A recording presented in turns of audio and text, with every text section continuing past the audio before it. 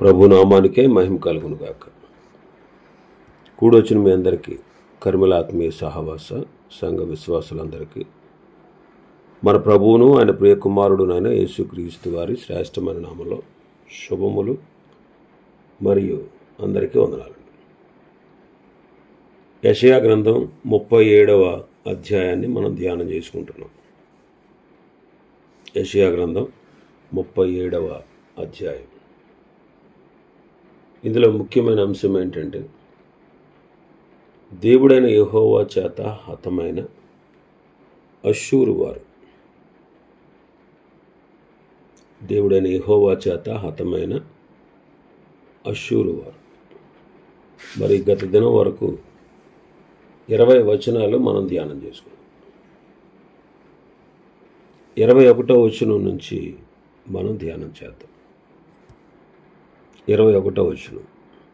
అంతటా ఆమోజు కుమారుడైన యెషయా హిజ్కియా యొద్దకు ఈ వర్తమానం పంపెను. ఇశ్రాయేలీల దేవుడగు యెహోవా సెలవిచ్చినదేమనగా, అష్షూరు రాజైన సన్హెరీబు విషయమందు నీవు నా ఎదుట ప్రార్థన చేసితివే, నీవు నా ఎదుట ప్రార్థన చేసితివే. అంటే హిజ్కియా చేసినటువంటి ప్రార్థన దేవుడు విన్నాడు. నీ ప్రార్థన నేను విన్నాను అంటున్నాడు. మన దేవుడు ప్రార్థన ఆలకించేవాడు. మన దేవుడు ప్రార్థన ఆలకించేవాడు. కీర్తనకారుడు అంటాడు 65:2, ప్రార్థన ఆలకించువాడా, సర్వ శరీరులు నీ యొద్దకు వచ్చెదరు. కాబట్టి మన దేవుడు ప్రార్థన ఆలకించువాడు. 66వ కీర్తనలో అంటాడు భక్తుడు, నేను ఆయనకు మొర్రపెట్టి తిని అప్పుడే నా నోట శ్రేష్టమైన కీర్తన ఉండెను. నా హృదయములో నేను పాపము లక్ష్యము చేసిన ఎడల ప్రభు నా మనవి వినకపోవును. నిశ్చయముగా దేవుడు నా మనవి అంగీకరించి ఉన్నాడు. ఆయన నా విజ్ఞాపన ఆలకించి ఉన్నాడు. 145వ కీర్తన 18వ వచనం. తనకు మొర్రపెట్టు వారికి అందరికీ, తనకు నిజముగా మొర్రపెట్టు వారికి అందరికీ యెహోవా సమీపముగా ఉన్నాడు. అపొస్తలుల కార్యములు 10వ అధ్యాయం 31వ వచనం. కొర్నేలీ, నీ ప్రార్థన వినబడెను, నీ ధర్మ కార్యములు దేవుని సముఖమందు జ్ఞాపకముంచబడి ఉన్నవి గనుక అంటాడు. భక్తుడైన కొర్నేలి ప్రార్థన దేవుడు విన్నాడు. కాబట్టి మన దేవుడు ప్రార్థన వినేవాడు. హిజ్కియా చేసినటువంటి ప్రార్థనను దేవుడు విన్నాడు. 22వ వచనం నుంచి మనం చూస్తే, అష్షూరు రాజు అయినటువంటి సన్హెరీబుకు దేవుని జవాబు మనం చూస్తాం. 22వ వచనం. అతనిని గూర్చి యెహోవా సెలవిచ్చు మాట ఏదనగా, సియోను కుమారి అయిన కన్యక నిన్ను దూషణ చేయుచున్నది, ఆమె నిన్ను అపహాస్యము చేయుచున్నది. యెరూషలేము కుమారి నిన్ను చూచి తల ఊచుచున్నది. సన్హెరీబు లేదా అష్షూరును సియోను అపహసించుచున్నది.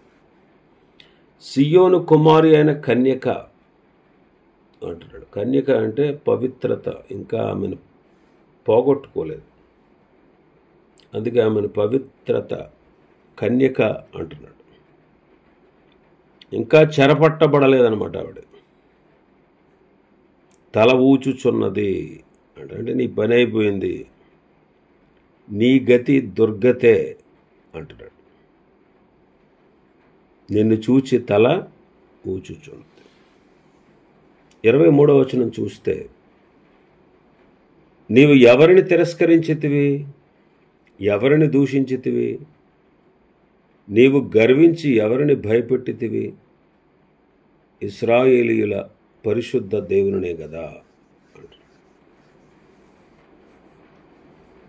దేవుణ్ణి తిరస్కరించాడు, దూషించాడు, గర్వించాడు, దేవుని ప్రజలను భయపెట్టాడు.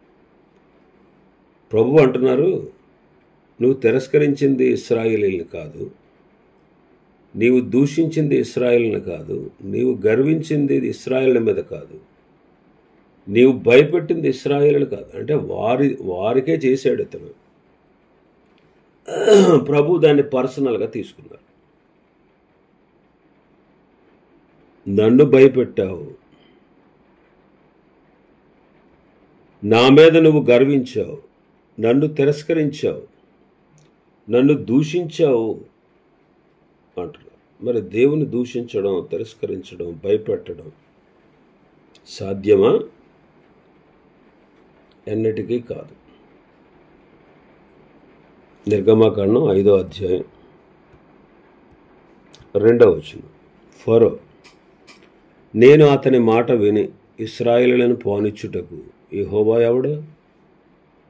నేను యెహోవాను ఎరగను, ఇశ్రాయేలీలను పోనీయను అన్నాడు. ఏమైంది అతని గతి? 15వ అధ్యాయంలో మనం చూస్తే 3 నుంచి 5 వచనాలు. యెహోవా యుద్ధశూరుడు, యెహోవా అని ఆయనకు పేరు. ఆయన ఫరో రథములను, అతని సేనను సముద్రంలో పడద్రోశాను. అతని అధిపతులలో శ్రేష్ఠులు ఎర్ర సముద్రంలో మునిగిపోయిరి. అగాధ జలములు వారిని కప్పెను, వారు రాతి వలె అడుగంటిపోయారు. మరి తిరస్కరించిన గొల్యాతు ఏమయ్యాడు? దేవుని ప్రజలను తిరస్కరించిన గొల్యాతు ఏమయ్యాడు? సమూయేలు మొదటి గ్రంథం 17వ అధ్యాయం 25-26 వచనాలు. ఇశ్రాయేలీయుల్లో ఒకడు వచ్చుచున్న ఆ మనిషిని చూచితిరే, నిజముగా ఇశ్రాయేలీయులను తిరస్కరించుటకై వాడు బయలుదేరుచున్నాడు. వారిని చంపిన వానికి రాజు బహుగా ఐశ్వర్యము కలగజేసి తన కుమార్తెనిచ్చి పెండ్లి చేసి వాని తండ్రి ఇంటి వారిని ఇశ్రాయేలులో స్వతంత్రులుగా చేయుననగా, దావీదు జీవము గల దేవుని సైన్యములను తిరస్కరించుటకు ఈ సున్నతి లేని ఫిలిస్తీయుడు ఎంతటివాడు? వాణ్ణి చంపి ఇశ్రాయేలీయుల నుండి ఈ నంద తొలగించిన వానికి బహుమతి ఏమని తన యొద్ద నిలిచిన వారిని అడిగాను. తిరస్కరిస్తున్నాడు. జీవము గల దేవుని సైన్యములను తిరస్కరించుటకు ఈ సున్నతి లేని ఫిలిస్తీయుడు ఎంతటి వాడు అంటాడు. 51వ వచనంలో మనం చూస్తే అదే అధ్యాయం 50-51. దావీదు ఫిలిస్తీయుని కంటే బలాఢ్యుడై ఖడ్గము లేకయే వడిసెలతోనూ రాతితోనూ ఆ ఫిలిస్తీయుని కొట్టి చంపెను. వాడు బోర్ల పడగా దావీదు పరిగెత్తుకుపోయి ఫిలిస్తీని మీద నిలుచుండి వాని కత్తి వరదూసి దానితో వాన్ని చంపి వాని తలను తెగవేశాను. ఫిలిస్తీయులు తమ శూరుడు చచ్చుట చూచి పారిపోయారు. తిరస్కరించినటువంటి గొల్యాతు ఏమయ్యాడు? తిరస్కరించినటువంటి ఫరో ఏమయ్యాడో మనం చూస్తున్నాం. సన్హెరీబు పరిస్థితి కూడా అంతే. ఇంకా మన భాగంలోకి వస్తే 24-25 వచనాలు. నీ దూతల చేత యెహోవాను తిరస్కరించి నీవు ఎలాగు పలికితివి, నా రథముల సముదాయముతో నేను పర్వత శిఖరముల మీదకిని లెబానోను పార్శ్వములకును ఎక్కియున్నాను. ఎత్తుగల దాని దేవదారు వృక్షములను శ్రేష్టమైన సరళ వృక్షములను నరికివేసి ఉన్నాను.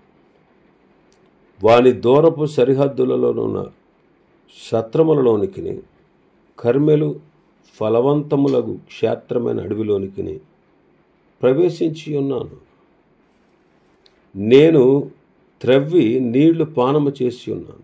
నా అరికాలి చేత నేను దిట్టమైన స్థలముల నదులనన్నిటినీ ఎండిపోచేసి ఉన్నాను. ఎక్కి ఉన్నాను, ప్రవేశించి ఉన్నాను, నరికివేసి ఉన్నాను, ఎండిపోజేసి ఉన్నాను అని తన విజయాలను గూర్చి మాట్లాడుతున్నాడు. తన విజయాలను గూర్చి మాట్లాడుతున్నాడు. తాను ఏ దేశాల మీద విజయం సాధించాడో అలాగే ఇశ్రాయేలీల వారిని కూడా నేను అలా చేస్తాను అని చెప్పి తన విజయాల గురించి మాట్లాడుతున్నాడు. కానీ 26వ వచనంలో మనం చూస్తే, నేనే పూర్వమందే దీన్ని కలగజేసి తిననియు, పురాతన కాలమందే దానిని నిర్ణయించి తిననియు నీకు వినబడలేదా? ప్రాకారములు గల పట్టణములను నీవు పాడు దెబ్బలుగా చేయుట నా వలననే సంభవించినది కదా అంటే దేవుడే కలగజేశాడు, దేవుడే నిర్ణయించాడు, దేవుని వలననే ఇది సంభవించింది, దేవుని వలననే అతడు అలాగూ చేయగలుగుచున్నాడు అనేటువంటి విషయం అతడు గ్రహించలేదు. ఆదికాండం 50వ అధ్యాయం 20వ వచనం చదివితే, మీరు నాకు కీడు చేయని ఉద్దేశించితిరి గాని నేటి దినమున జరుగుచున్నట్లు అనగా బహు ప్రజలను బ్రతికించున్నట్లుగా అది మేలుకే దేవుడు ఉద్దేశించెను. మీరు నన్ను అమ్మేశారు, మీరు నాకు కీడు చేయాలని ఉద్దేశించారు, కానీ అది దేవుని సంకల్పం. ఎందుకంటే ఇలాగా నేడు జరుగుచున్నట్లుగా బహు ప్రజలను బ్రతికించున్నట్లుగా ఆ మేలు చేయడానికి దేవుడు దీన్ని ఉద్దేశించాడు అంటున్నాడు. కాబట్టి యోసేపు పట్ల దేవుని సంకల్పం అన్నమాట. యోసేపు పట్ల దేవుని సంకల్పం. అపొస్తలుల కార్యములు 2వ అధ్యాయం 23వ వచనం, దేవుడు నిశ్చయించిన సంకల్పములను ఆయన భవిష్యత్ జ్ఞానమును అనుసరించి అప్పగించబడిన ఈయనను మీరు దుష్టుల చేత సిలువ వేయించి చంపితిరి. ఇది దేవుని సంకల్పం. యేసుక్రీస్తు పట్ల తండ్రి అయిన దేవుని సంకల్పం ఏంటి? దేవుని యొక్క భవిష్యత్ జ్ఞానాన్ని అనుసరించి దేవుడే ఆయన్ని మరణానికి అప్పగించాడు. అందుకు వాళ్ళు సిలువ వేయగలిగారు, అందుకు యూదులు సిలువ వేయగలిగారు. దేవుడు అప్పగించాడు ఆయన్ని సిలువకు, మరణానికి. అది యేసుక్రీస్తు ప్రభు పట్ల, కుమారుడైన దేవుని పట్ల తండ్రి అయిన దేవుని సంకల్పం.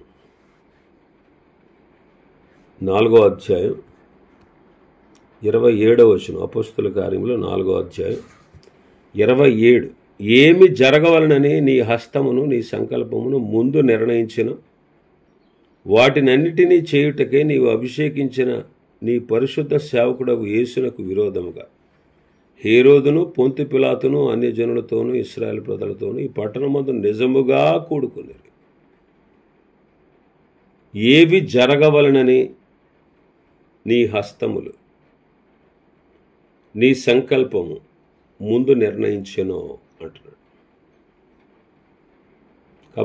కాబట్టి నీ పట్ల నా పట్ల కూడా దేవుడు తన సంకల్పాన్ని కలిగి ఉన్నాడు.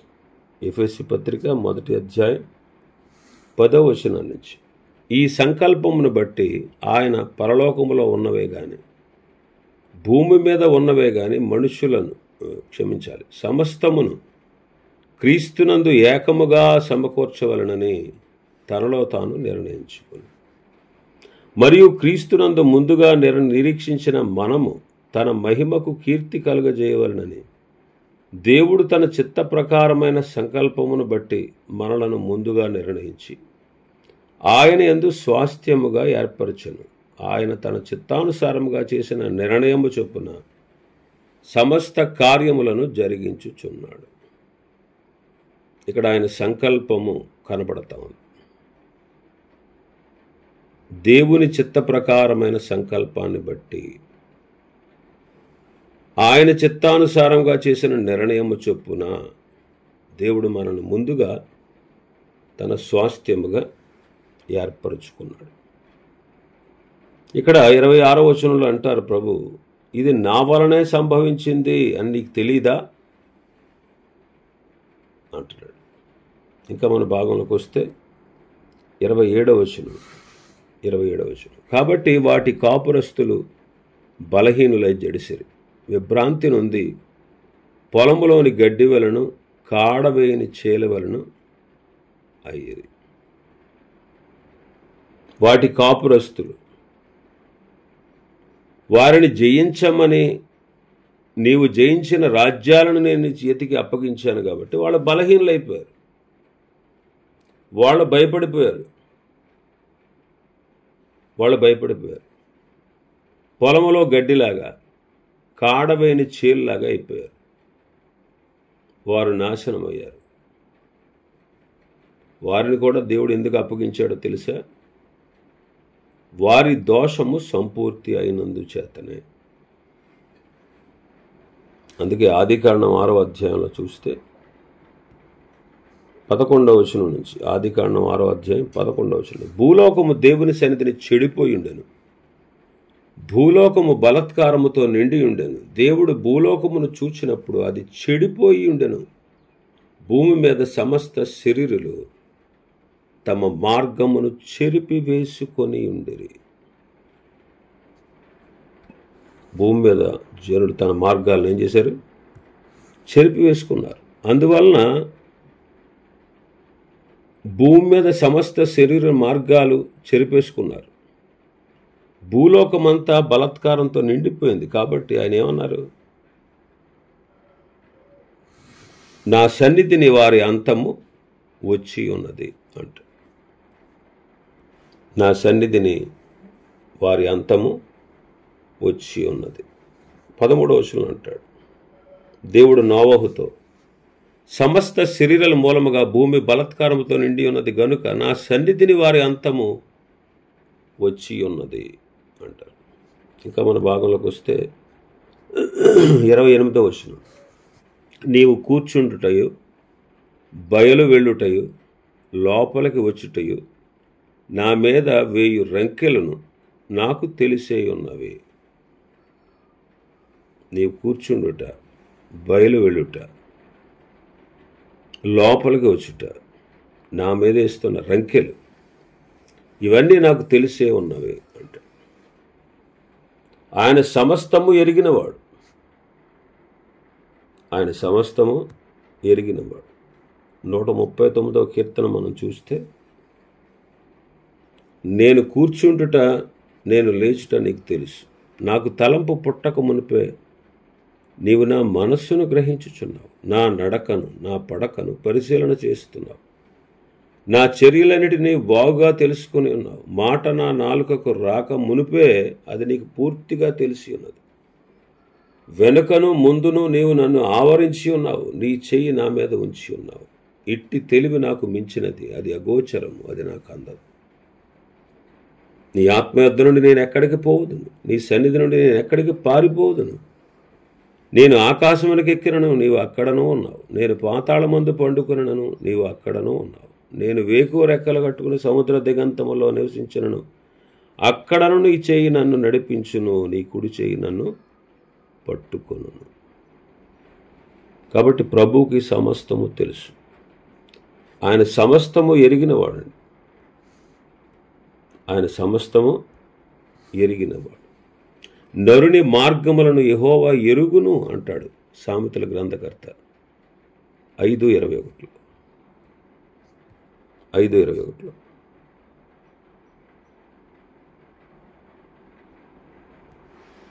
ప్రకటన గ్రంథం 2వ అధ్యాయం 13వ వచనం చూస్తే, సాతాను సింహాసనమున్న స్థలములో నీవు కాపురమున్నావని నేను ఎరుగుదును, మరియు సాతాను కాపురమున్న ఆ స్థలములో నా యందు విశ్వాసివై ఉండి నన్ను గూర్చి సాక్షి అయిన అంతిపై అనువాడు మీ మధ్యన చంపబడిన దినములో నీవు నా నామమును గట్టిగా చేపట్టి నా యందెల విశ్వాసమును విసర్జింపలేదని నేను ఎరుగుదును. ఆయన సమస్తము తెలుసు. అతడు వేసినటువంటి రంకెలు వినబడ్డాయి. కీర్తనకారుడు అంటాడు 2వ కీర్తనలో, అన్యజనులు ఎలా అల్లరి రేపుచున్నారు, జనములు ఎలా వ్యర్థమైన దానిని తలంచుచున్నవి. మనము వారి కట్లు తెంపుదము రండి, వారి పాశములను మన యొద్ద నుండి పారవేదము రండి అని చెప్పుకొనుచు భూరాజులు యెహోవాకును ఆయన అభిషిక్తునికి విరోధముగా నిలవబడి ఉన్నారు. ఏలికలు ఏకీభవించి ఆలోచన చేసి ఉన్నారు. కాబట్టి ప్రభువుకు తెలుసు, ప్రభువుకి తెలుసు. ఆయన సమస్తము ఎరిగినవాడు. ఆయన సమస్తము ఎరిగినవాడు. ఇంకా మన భాగంలోకి వస్తే 29వ వచనం, నా మీద నీవు వేయి రంకెలను, నీవు చేసిన కలహమును నా చెవులలో జొచ్చెను. నా గాలము నీ ముక్కునకు తగిలించేదను, నా కళ్ళెము నీ నోటికి పెట్టి నిన్ను మళ్లించేదను. నీవు వచ్చిన మార్గముననే నిన్ను మళ్లించేది. దేవుడు అష్షూరు రాజుకు, అంటే అష్షూరు మొసలికి గాలం వేసి కళ్ళెం వేసి అణిచేదను అంటున్నాడు. నీవు వచ్చిన మార్గమునే వెళ్ళదు. అష్షూరు నుంచి వచ్చారు వాళ్ళు, అష్షూరుకే వెళ్ళారు. మనం కూడా దేవుని వద్ద నుంచి వచ్చాం, మళ్ళీ తిరిగి ఎక్కడికి వెళ్ళాలి? మరణమైన తర్వాత మళ్ళీ తిరిగి అక్కడికి ఆయన దగ్గరికే వెళ్ళాలి. ఆయన దగ్గరికి వెళ్ళాలి. కాబట్టి దేవునికి తెలుసు. అందుకే నీ ముక్కుకు నా గాలము నీ ముక్కుకు తగిలిస్తాను, నా కళ్ళెము నీ నోటికి పెడతాను, నిన్ను మళ్ళిస్తాను అని దేవుడు యెషయా ద్వారా హిజ్కియాకు ఈ సందేశాన్ని అందించాడు.